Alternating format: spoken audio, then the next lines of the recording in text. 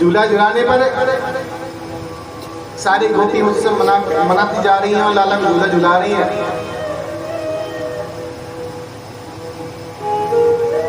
अब जब परिवार में बच्चा होता है ना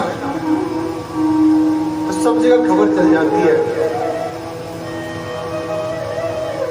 जो नहीं जानता वो भी जान जाता है। एक नंद बाबा के मित्र थे, तो वो अपने घर में बैठे हुए थे। रात्रि काल में कहने लगे, देवी हमारे मित्र नंद बाबा के यहाँ पर लाला हुआ है और मैं प्रातः काल होते ही मैं बधाई लेने जाऊंगा। देवी ने कहा, बोले ठीक है चले जाना, अब तो आराम कर लो आप। नंद बाबा कि जैसे ही वो मित्र रात को सोए तो जैसे प्रातः काल अपने स्नान से निवृत्त होकर मित्र को जाने लगे। रास्ते में बैठे पिताजी मिले, अरे सुनो बेटा, लाला कहाँ जा रहे हो? बाबा मैं नंदराय जी का बधाई लेने जा रहा हूँ। बोले क्या हुआ है? लाला भय हो उनके बुढ़ापे में, जहाँ पे लाला भय हो भगवान की कृपा से। अच्छा सुनो, नंद बाबा से कहना कि मेरे पिताजी ने ये मांगा है। बोले क्या बताओ? उस मित्र के पिताजी कहने लगे, नंद बाबा से जाकर के कहना, नंद बाबा से जाकर के कहना, अन्न नहीं घर में खाने को, रोज मैं रात में भूखा सो जाता हूँ। लाला सुनो, नंद बाबा से कहना कि मेरे पिताजी ने कहा है कि थोड़े अन्न की व्यवस्था कर रहे। ठीक है, ठीक पिताजी, मैं सब कह दूंगा। बेटा जाने लगा आगे। माता जी स्नान करके आ रही थी। माता जी ने कहा, बेटा कहाँ जा रहे हो सुबह सुबह? बोले भैया मैं आज गोकुल जा रहा हूँ, नंदराय जी यहाँ पर लाला भैया बुढ़ापे में। अच्छा तो बधाई मिलेगी? बोले बहुत बधाई मिलेगी। सुन बेटा थोड़ा हमारी भी कह देना। बोले आपको क्या चाहिए? भैया कहते लाला कह देगा ना? बोले हाँ बताओ भैया क्या चाहिए नंदराय से?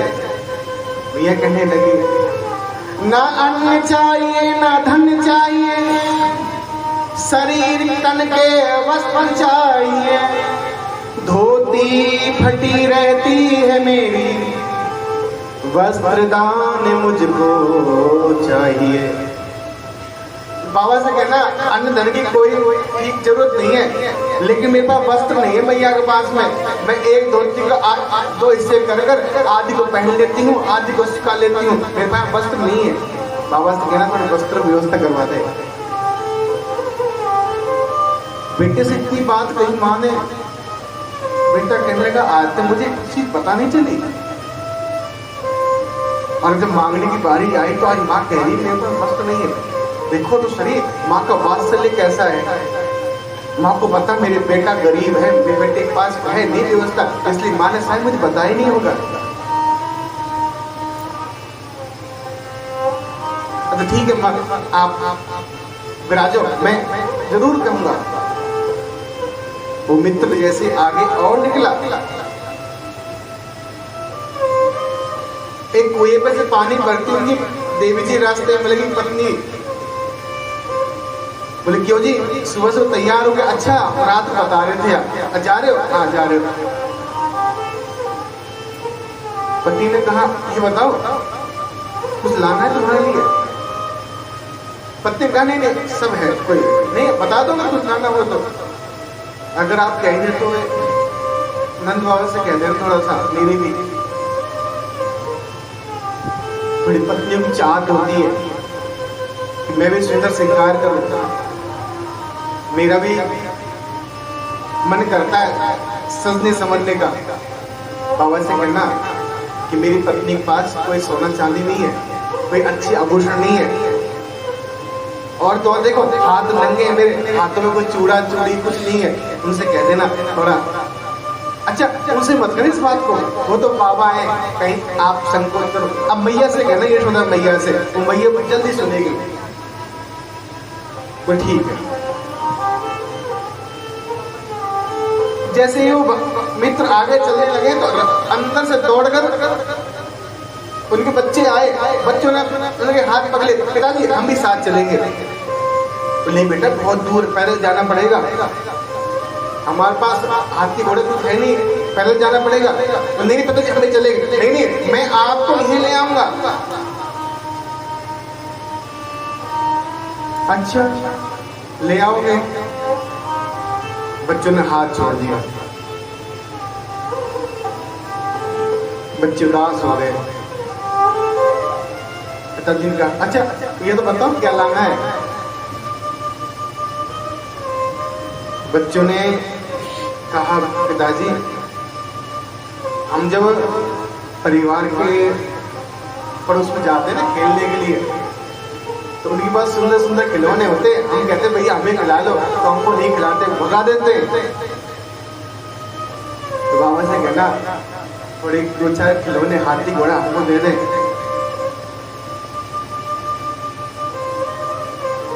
बच्चे कहने लगे पिताजी याद तो रहेगा ना, ले तो आओगे ना? बोले हाँ क्यों ले आऊंगा। अब जाते हुए पिता यही सोचता है कि देखो मेरे परिवार कितना अच्छा है, आज पता चला कि मेरे परिवार में कमी है क्या। जब आज इन्होंने बताया तब पता चला कि परिवार में किसी के पास क्या नहीं है। इस सोचते जा रहे हैं और आगे गोकुल पहुंच जाते हैं नंद बाबा के भवन में। जैसे ही नंद बाबा ने देखा मित्र को, मित्र कलेश लगा लिया, अरे आओ मित्र आओ, बहुत दिनों बाद आए तुम। क्या करें नंद राय जी, समय नहीं लगता। क्यों? दो चार गैया मैया हैं, उन्हीं को दिन भर चलाते रहते हैं, घुमाते रहते हैं। बोला अच्छा, और घर पर सब स्वस्थ हैं, मंगल है, कोई कष्ट तो नहीं है? बोल नहीं बहुत ठाकुर जी कृपा है, हरि की कृपा है, हमारे परिवार पर कोई एक समस्या नहीं है। नंद भवन में मित्र के 3 दिन बीत गए और अभी तक अपने मित्र से वो बात नहीं बताई जो घर वालों ने बताई है।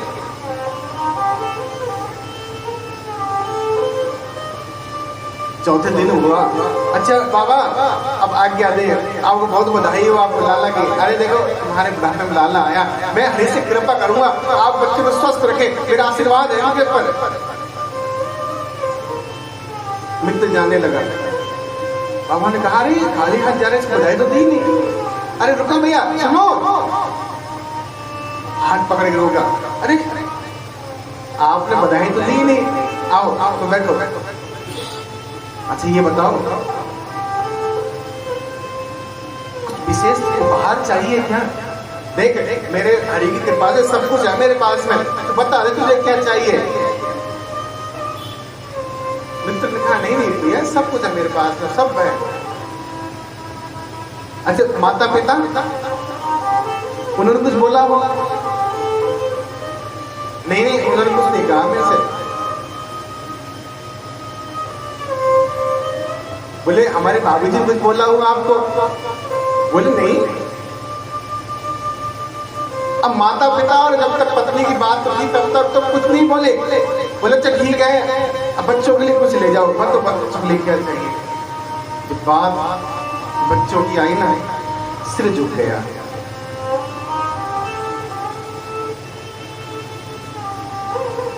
तो क्या हुआ मित्र, उदास क्यों हुए? और आज वो मित्र सब बात याद आ गई और अश्रुपात करने लगा, रोने लग गया। कहने लगे क्या हुआ, कोई परेशानी है, परिवार में कोई ठीक नहीं है? बोले नहीं ठीक है। नंद बाबा ने अपने मित्र के कंधे पकड़े, हिलाया, अरे बोल तो, क्या समस्या है तेरी, कुछ तो बता। अपनी उंगली से ठोड़ी को पकड़ के मुंह के ऊपर किया।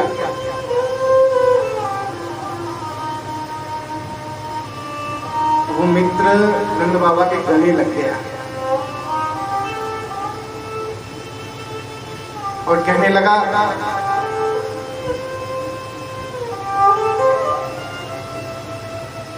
बाबा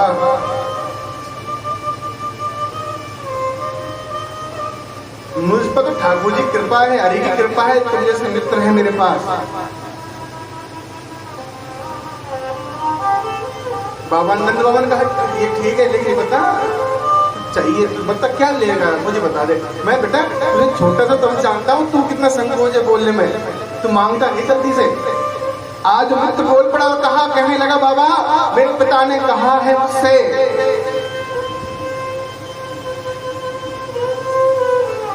कि मेरे पिता आधे समय भूखा रहता है, आधा पेट भर का सो जाता है, रात में नींद नहीं आती भूखे पेट को। पिता ने कहा है नंद बाबा से कहना कुछ अन्न की व्यवस्था कर दे। बोले अच्छा, और मैया ने क्या कहा? हाथ को मसलते हुए कहते हैं, मैया ने बोल बोल क्या कहा? मैया ने, अरे बोल ना। मैया ने वस्त्र मांगे। बोले क्यों? बोले मैया ने कहा है कि जब मैं नहाती हूँ तो आधा वस्त्र पहनती हूँ, आधा वस्त्र सुखा देती हूँ, जब वो सूख जाता है तो फिर उसके द्वारा पहन लेती हूँ।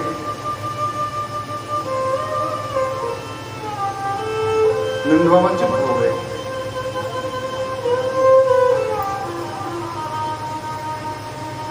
बोले अच्छा और बताओ। देवी जी ने, पत्नी ने कुछ जरूर कहा होगा। बोल नहीं, वो बिल्कुल उसने कुछ कहा ही नहीं मुझसे। बोल नहीं नहीं कहा है। बोल नहीं नहीं कहा। बोले बता जल्दी, तुझे मेरी कसम है। जब कसम आए कही, धन चाहिए, वैभव चाहिए मुझे, सब कुछ मुझको सिंगार चाहिए। बाबा बुरा न मानना मेरी बातों का, मुझे तुम्हारी बस कृपा चाहिए। बाबा ऐसा मत सोचना कि मैं तुमसे मांगने आया हूँ, नहीं नहीं, बस तुम्हारा हाथ में पर ऐसा है बस, और कुछ नहीं चाहिए। अरे पगले, इतना सब कुछ हो जाने के बाद में तूने मुझे आज तक बताया नहीं। चल ठीक है, मैं तेरी व्यवस्था करता हूँ। अच्छा सुनो, कितने बच्चे हैं? मित्र ने कहा हरि की कृपा से 2 बच्चे हैं। बोले उसने कुछ मांगा होगा? बोले हाँ। क्या? बोले उन्होंने खिलौने मांगे हैं।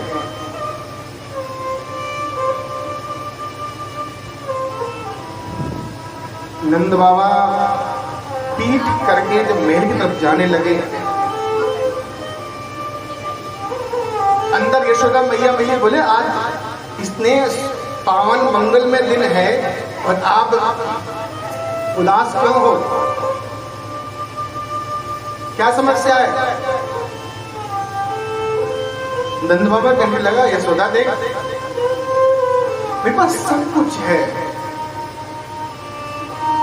लेकिन आज लगता है जिंदगी में एक गलती मुझसे हो गई। बोले क्या हो गया? आज मुझे पता चला कि गरीबी होती क्या है। देख इधर आ। यशोदा आई, वो जो सामने मेरा मित्र खड़ा हुआ ना, उसके पास आज खाने को दाना नहीं है, और एक मैं मित्र हूं, मेरे यहाँ खाने वाले नहीं है।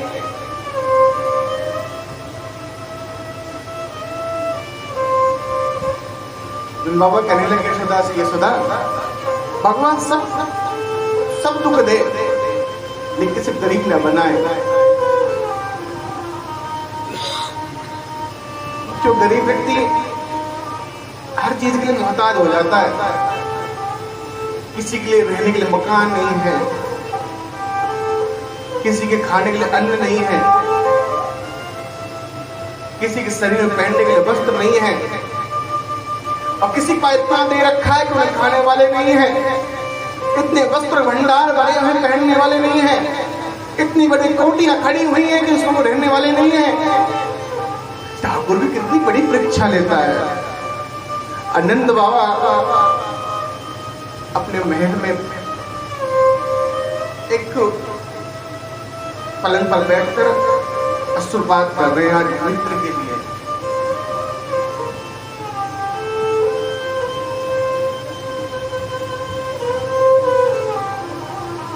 और शायद भगवान से यही प्रार्थना करते, प्रभु अगर तुम्हें सुन रहा है ना तो मेरे मित्र के जीवन में कोई कमी ना आए। और आज ठाकुर की कृपा से ऐसी कृपा बरसाई मित्र के ऊपर, मित्र ने उस मित्र को एक पीढ़ी नहीं 7 पीढ़ियों तक कोई काम करने की जरूरत नहीं पड़ी। नंद बाबा का जितना धन दौलत ऐश्वर्य गाय मक्खन मिश्री जितना था सब कुछ मित्र को उठा दिया और कहा मित्र आज के बाद खबरदार कोई काम नहीं आ सकता हो, अगर जिंदगी कोई दुख आए मेरे पास आना, मैं हरि से मांगूंगा तेरे लिए, अगर हरि नहीं देगा तो मैं हरि से झगड़ा करके तेरे लिए कहूंगा मेरे मित्र को भूखा नहीं रहना है। मित्र वो है जो दुख में काम आए, मित्र वो नहीं जो सुख का अनुभव करे, सुख में जब तक था सुख का अनुभव किया छोड़ दिया। सच्चा मित्र कौन है जो दुख में काम आया। सच्चा मित्र वो है जो अपने दुख को दुख समझे, दूसरे के सुख को सुख समझे। आज मेरे मित्र को विपत्ति आई हुई है, मेरे मित्र के पास क्या नहीं है उसकी पहले व्यवस्था करे। ऐसा मित्र नहीं होना चाहिए। जब तक सुख था तब तक मित्र थी, जब हम पर दुख आया तो सका था, जिसने कहा था कि मैं तुम्हारी जिंदगी भर मित्रता करूंगा, जब दुख आए तो पता नहीं कहां चला गया, दिखाई नहीं दिया। अगर किसी रिश्ता करो, रिश्ता जोड़ो तो रिश्ता निभाओ।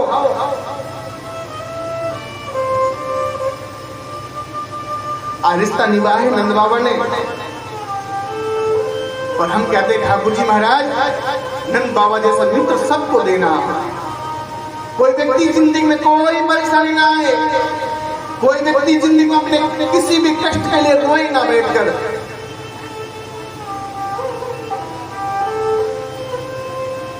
लेकिन जब दुख आते हैं तो हम संसार के पास भटकते हैं, संसार में जाते हैं। अरे भैया संसार के सामने रोगे तो हंसी बन के रह जाओगे। ठाकुर के पास जाकर रो, वो आंसू उसने जरूर